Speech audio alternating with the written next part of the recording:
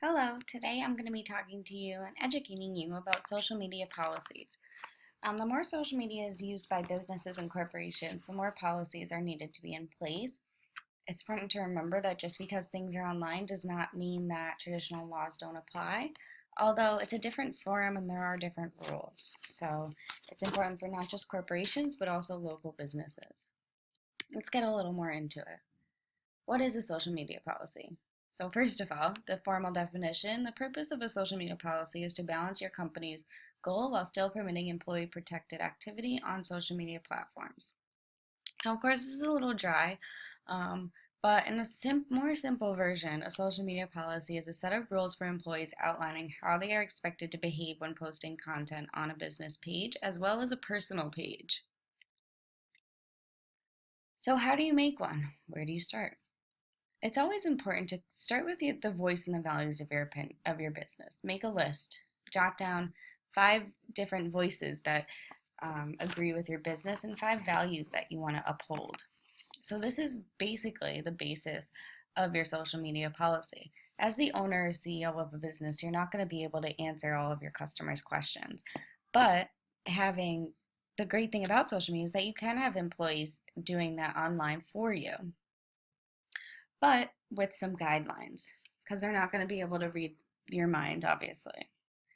So your purpose on social media is also a second place to go to. Why are you on these social media channels? What do you hope to get out of this?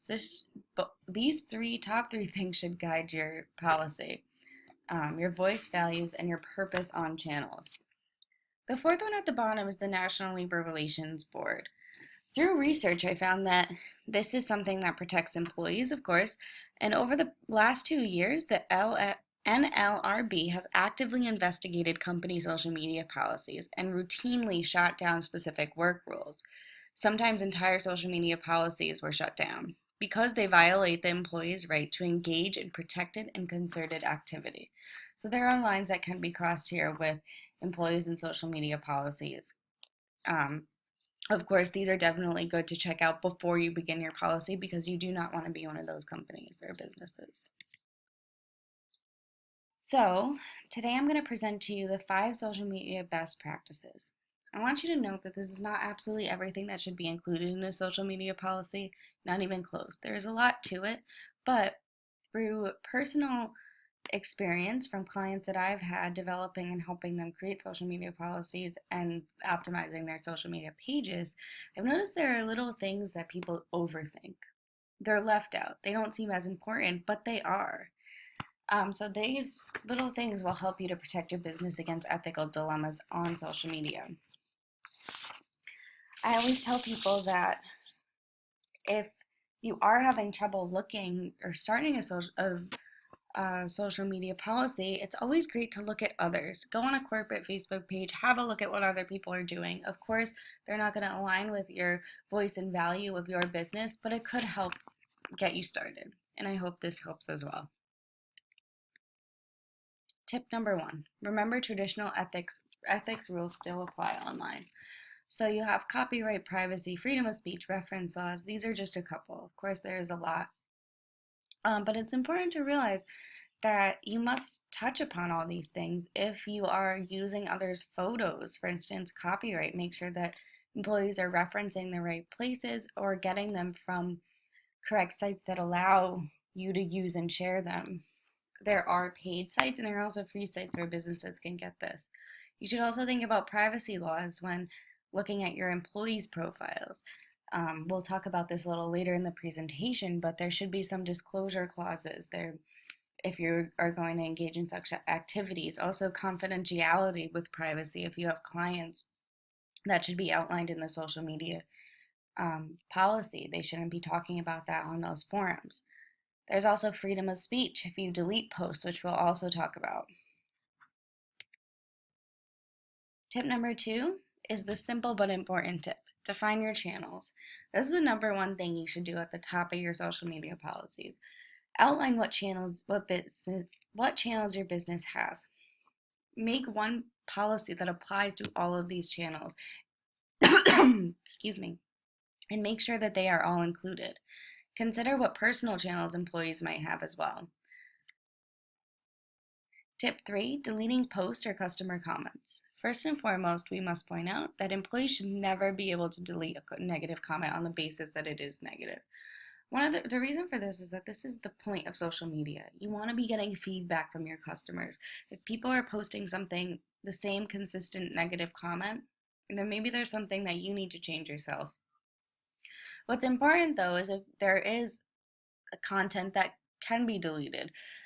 For instance, your own content if you misspelled something or if there was false information. That should be addressed, although disclosure is important. Make sure that when it is taken down, it is acknowledged and put back up if need be.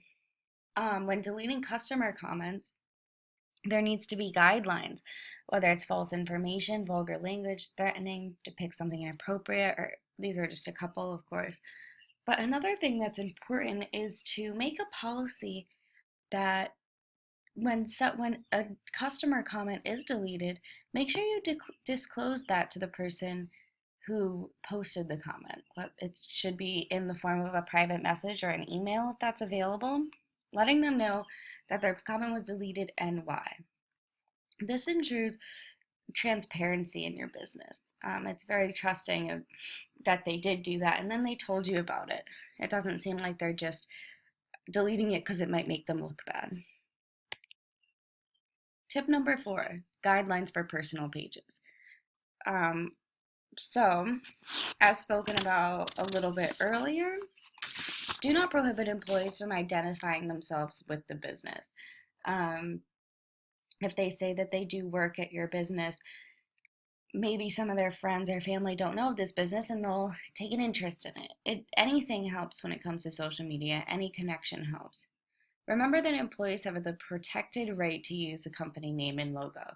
And the ways that they are using them is what your guidelines should entail. If you are monitoring their pages, it must be disclosed. So monitoring the pages is a whole nother section of ethics, and I think that it is becoming more and more acknowledged that this happens, although I don't think it's regularly accepted yet. There are privacy clauses in cases that could show this. But most important about the guidelines for personal pages is how they are displaying your company. You don't want an employee to talk negatively about your business or your company on the web. You don't want them to talk about coworkers, leak information, send pictures of the office, and what if they got something behind them that leaks information. It's important to set standards and think about worst case scenarios. And the last tip, get employee signatures. Hand out copies of the policy and make sure that every employee, even if they don't work on the page, has seen it and signed it. This will protect you so much in the long run, even if you were a small business.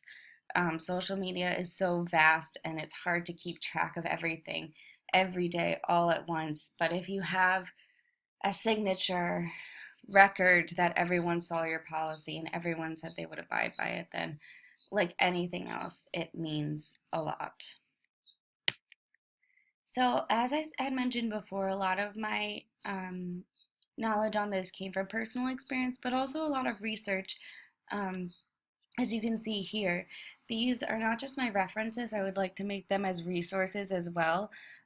Social media policies are very important and they should be done correctly, but in the mind of the business, which is why this is such a general presentation.